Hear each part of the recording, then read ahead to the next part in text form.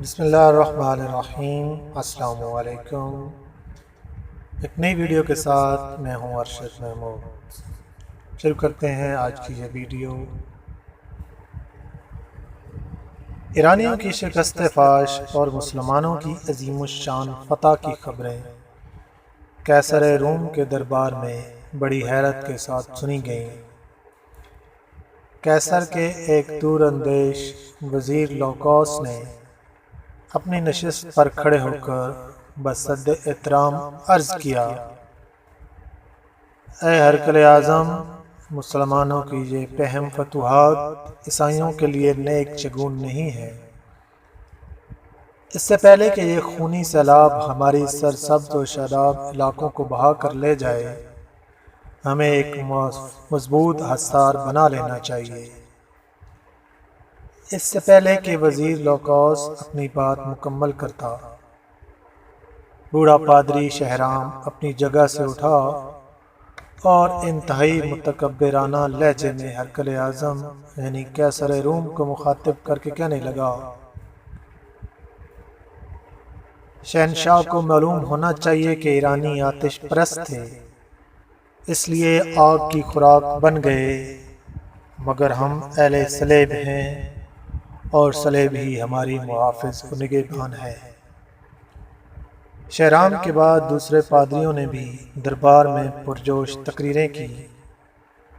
آسمانی باپ اپنے مقدس بیٹے کے صدقے مسیحوں پر کبھی آفات و مصائب نازل نہیں کرے گا۔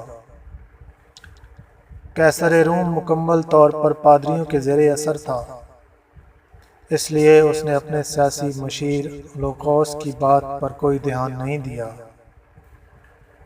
چند سال پہلے بھی انہی پادریوں نے اس وقت ہنگامہ آرائی کی تھی جب قیصر روم کو سرکار دو عالم صلی اللہ علیہ وآلہ وسلم کا نامہ مقدس موصول ہوا تھا، جس میں پیغمبر اسلام صلی اللہ علیہ وسلم نے اسے دین حق قبول کرنے کی دعوت دی تھی۔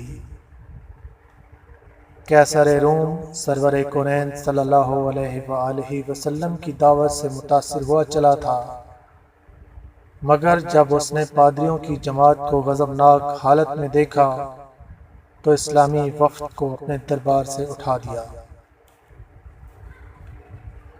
اللہ کے آخری رسول صلی اللہ علیہ وسلم دنیا سے رخصت ہوئے صرف 4 سال کا مختصر ترین عرصہ ہوا تھا۔ دنیا کے بڑے بڑے کہن، نجومی، سیاستدان اور جنگ کے ماہرین سوچ بھی نہیں سکتے تھے کہ پیغمبر اسلام صلی اللہ علیہ وسلم کے نام لیوا صحرا کے دامن سے نکل کر ایران جیسی عظیم طاقت کی بساط الٹ کر رکھ دیں گے۔ وہ ایرانی جو خود کو دنیا کی سب سے مہذب اور طاقتور قوم سمجھتے تھے، جب پہلی بار مسلمان سفیر حضرت عبداللہ بن حذافہ رضی اللہ عنہ حضور اقدس صلی اللہ علیہ وسلم کا نام مقدس لے کر ایرانی شہنشاہ خسرو پرویز کے دربار میں ایک خاص ادائے بے نیازی اور جلال ایمانی کے ساتھ داخل ہوئے تھے، تو ایرانی شہنشاہ نے صحابی رسول صلی اللہ علیہ وسلم کو بڑی حقارت اور نفرت کے ساتھ دیکھا تھا۔ پھر خسرو پرویز نے نامہ رسول صلی اللہ علیہ وسلم کو چاک کرتے ہوئے پوری عرب قوم کو ذلت امیز لہجے میں مخاطب کرتے ہوئے کہا، اے سو سمار یعنی چپکلی نما جانور کا گوشت کھانے والوں، اور اے اونٹ کا دودھ پینے والوں۔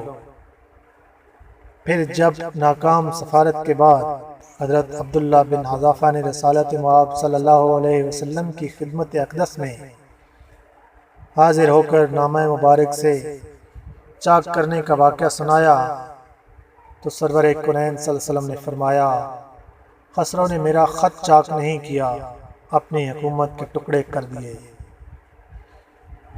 چند روز بعد ہی خسرو پرویز کے بیٹے شیرو نے بڑی بے رحمی کے ساتھ اپنے باپ کو قتل کر ڈالا، اور پھر اس کے چند سال بعد حضرت عمر فاروق رضی اللہ تعالی عنہ نے ایرانی سلطنت کے مضبوط ترین ستونوں کو کسی بوسیدہ کتاب کے اوراق کی طرح ہوا میں اڑا دیا۔ قیصر روم کا وزیر لوکوس اس واقعے سے باخبر تھا، اس لیے اس نے بڑے دربار میں مسلمانوں کی فتوحات اور جلگار کے سلسلے میں اپنے خدشات ظاہر کیے تھے۔ لوکوس کا شمار اپنے وقت کے ذہین ترین افراد میں ہوتا تھا۔ اس کی جاگنے والی آنکھوں نے نوشتہ دیوار پڑھ لیا تھا کہ اب مسلمانوں کو رومیوں کی حریف طاقت بننے سے کوئی نہیں روک سکتا۔ یہی وجہ تھی کہ لوکوس بار بار قیصر روم کو صورتحال کی سنگینی کا احساس دلانے کی کوشش کر رہا تھا۔ پادری شہرام کے جاسوس محل کے گوشے گوشے میں پھیلے ہوئے تھے۔ جب ان جاسوسوں نے قیصر روم اور وزیر لوکوس کی خفیہ ملاقاتوں کی اطلاع دی تو پادری شہرام گہری سوچ میں ڈوب گیا۔ پھر اس نے وزیر لوکوس کو سیاسی منظرنامے سے ہٹانے کی تدبیر سوچ لی۔ اس وقت روم عیش پرستوں کا مرکز تھا۔ بادشاہ، وزیر، امیر، خواص عام رقص و سرور اور شراب نوشی کو انسانی زندگی کا ایک لازمی حصہ سمجھتے تھے۔ کیف و نشاط کی زندگی گزارنے پر کوئی قانونی اور اخلاقی پابندی عائد نہیں تھی۔ اپنے اسی ماحول کے زیر اثر وزیر لوکوس بھی کیف و نشاط کا دلدادہ تھا۔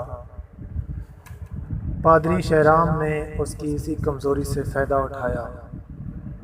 ایک رات جب لوکوس خوبصورت عیسائی رقاصہ سوسن کا ہوشربا رقص دیکھ رہا تھا تو مسلسل شراب نوشی کے اثر سے اس کے ہوش و حواس زائل ہوتے جا رہے تھے۔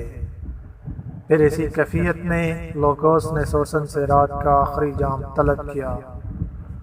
سوسن بصد ناز و ادا لہراتی ہوئی آگے بڑھی اور اس نے دوسری زرنگار سراہی سے لوکوس کا جام لبریز کیا۔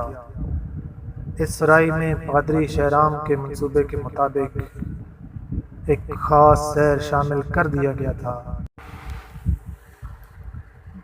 جسے بڑے سے بڑا طبیب بھی آسانی کے ساتھ پہچان نہیں سکتا تھا۔ شراب حلق سے اترتے ہی لوکوس کی حالت غیر ہونے لگی۔ وہ شدید کرب کے عالم میں فرشی نشست سے اٹھا اور لڑکھڑاتی زبان میں رقاصہ سے پوچھنے لگا، سوسن، آج تو نے مجھے کیسی شراب پلا دی ہے کہ میرے دل کی دھڑکنیں قابو میں نہیں ہیں۔ سوسن کی احمریں ہونٹوں پر قاتلانہ تبسم ابھر آیا۔ سلطنت روم کے عظیم وزیر، ساقی بھی وہی ہے، جام و پیماں اور سرائی بھی وہی۔ شاید یہ موسم بہار اور چاندنی رات کا اثر ہے کہ شراب میں تیزی آ گئی ہے اور نشہ عام دنوں سے زیادہ گہرا ہو گیا ہے۔ لوکوس کچھ اور کہنا چاہتا تھا مگر اچانک اس نے دونوں ہاتھوں سے اپنے دل کو پکڑ لیا۔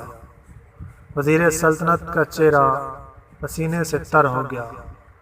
پھر وہ شدید اذیت کے عالم میں چند قدم آگے بڑھا اور لڑکھڑا کر فرش پر گر گیا۔ لوکوس کی یہ حالت دیکھ کر رقاصہ سوسن مسلسل مسکرائے جا رہی تھی۔ وزیر لوکوس بڑی مشکل سے اٹھ کر بیٹھا۔ پھر اس نے پوری طاقت سے چیخ کر کہا، جاہل اور ریاکار پادریو، تم نے اس شخص کو قتل کر ڈالا جو روم کا دماغ تھا۔ اب تمہیں خداوند کے قہر سے کوئی نہیں بچا سکتا۔ یہ کہہ کر لوکوس نے ایک بار پھر کھڑے ہونے کی کوشش کی لیکن وہ اپنے قدموں کا توازن برقرار نہ رکھ سکا اور دوبارہ اوندے منہ قالین پر گر پڑا۔ پھر چند لمحوں بعد اس کی حرکت قلب بند ہو گئی۔ رقاصہ سوسن تیزی سے جھکی۔